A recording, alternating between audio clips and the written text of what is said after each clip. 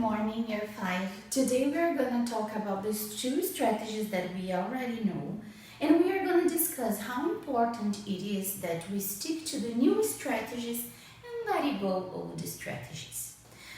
Usually, when you have division, for example, 22 divided by 3, what you would do in year 3? You would make 3 circles and you would start distributing. This is called guess and check. This is a strategy that works in year 3. But the more you go upstairs, remember the stairs that we talked about on the last videos, you need to update your strategies because 22 divided by 3 may work this strategy, but what if I am talking about 227? Are you gonna give little dots inside the circle 227 times? That's a lot. And as you are giving little dots, the chances of making a mistake are huge. You don't need to guess and check. You have the multiples. And what if your number gets even bigger? 5,227 divided by 3. Are you gonna give 5,227 dots in 3 little circles? There's no chance this is gonna work. Remember, math is about choosing the right strategy for the right moment. Guess and check, that is this strategy in division. Guess and check is a good strategy, but it's a good strategy when you don't know where to start. In multiplication, when you know your related facts, or even when you have an estimation, you have a starting point. So you don't need to guess and check because you know where to start. You know you have to start by the multiples.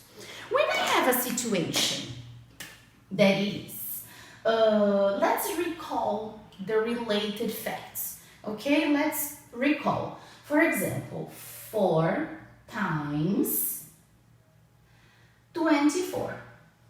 Okay, if I have to draw this, I have 4 groups, and inside each group I have 24, right?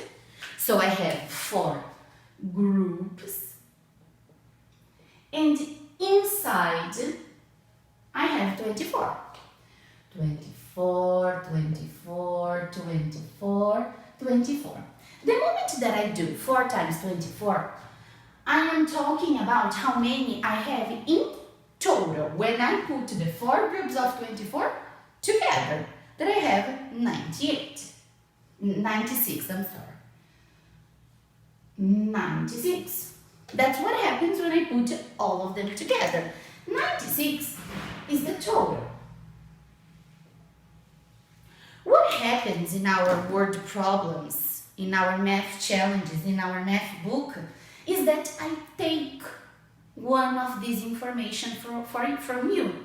So there are moments that I take the information about what's the total, and those are the multiplication problems. I tell you how many groups I have, how much I have inside each group, and I want to know the total.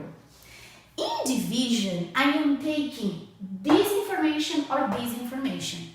So for example, when I have the word problem and I want to know 96 divided by 4, in truth what's happening is I know that in total I have 96, and I know that I have 4 groups. So the information that is missing is how much I have inside each group. Teacher, now I can give one to each group and start guessing and checking. No, because that moment that we are talking divided by 4 and we find a multiplication sentence, I know that 4 times equals 96. So I am asking myself how much I need to put inside each group to have the 96 in total. Right? I'm walking backwards. I am talking about the multiples of 4, the multiples that we use it so much in estimation, right? And I come here and I think about the multiples of 4. 4, 8, 12, 16, 20, 24, blah, blah, blah.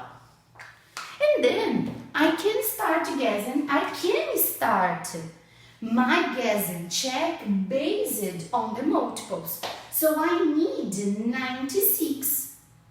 I know that 4 times 2 equals 8.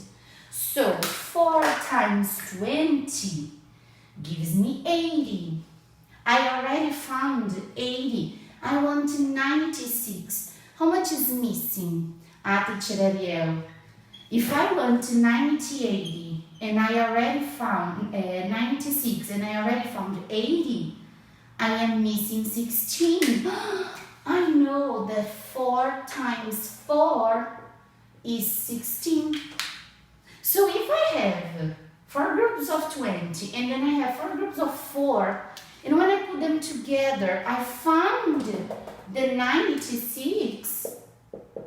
Look, I found the total that I wanted, but I needed the 20 and I needed the 4. If I put the 20 and the 4 together, how much I find?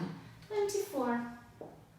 So you see, I used the multiples of 4 because it is divided by 4, so it is 4 groups, it is times 4. And from the multiples, I estimated and I start guess and checking. Guess and check is fine, and it's what you are gonna use in most of the time.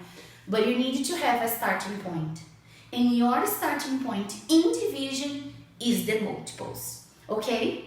So watch this video again if you need. Go talk to Teacher Ariel on Click Meeting if you need. And then go to the next video where we are going to compare the strategies related fact and estimation. Okay?